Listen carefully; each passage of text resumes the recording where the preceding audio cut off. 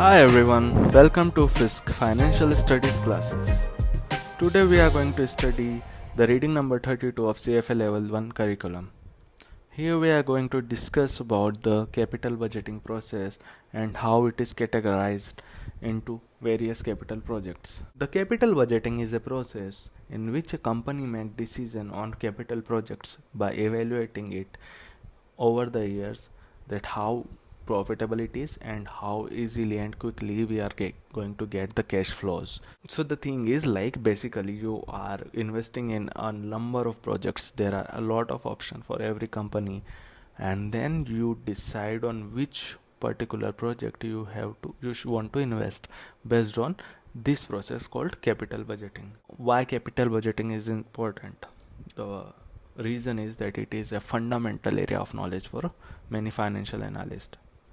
And why it is, so let's see. So first of all, it is that capital projects are long term, and a long term project can't be changed or modified in between very easily. You can change a few things, but you can't change it completely, and therefore you have to take the decision right at the first time itself. And that's why capital budgeting is important for every financial analyst, including at the level of CFO. The second thing is that the principles of capital budgeting and principles of corporate valuation or portfolio management are similar. So for everyone, we know they want to learn valuation, they want to learn portfolio management if they want to survive or they want to grow in the financial service domain or finance domain, and therefore capital budgeting become one of the very important area of study.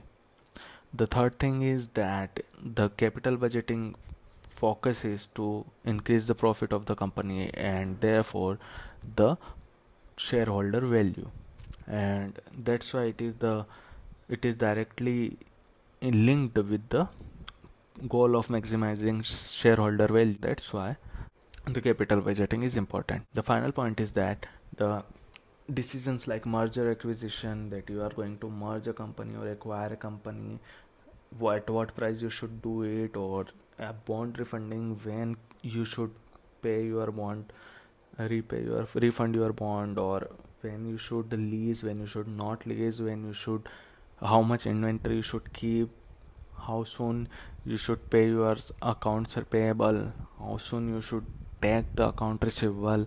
All these things are based on capital budgeting principles, and that's why it is very important to learn it.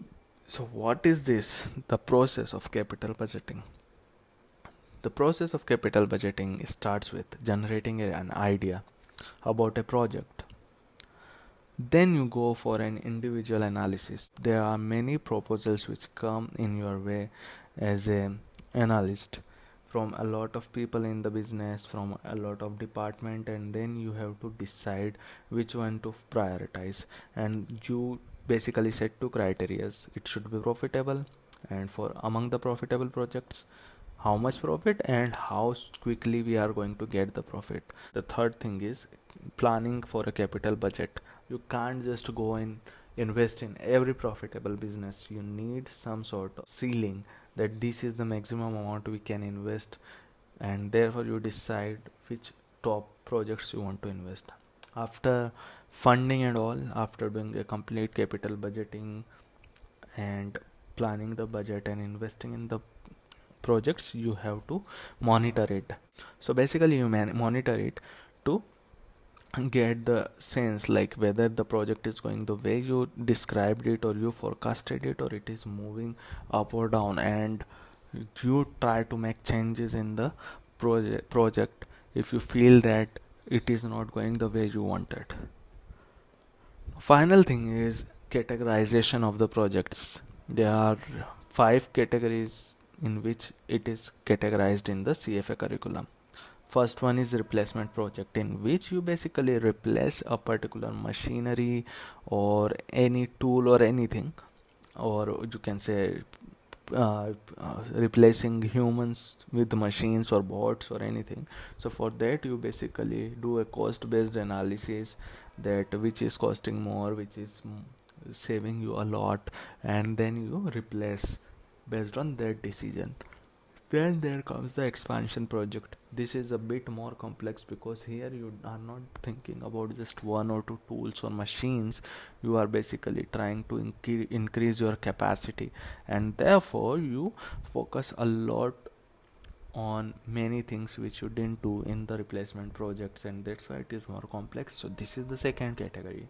The third category is even further more complex because here you are not expansioning your existing business line in which you are already experienced, but you are going for a new market where you are going to launch a new product or new service.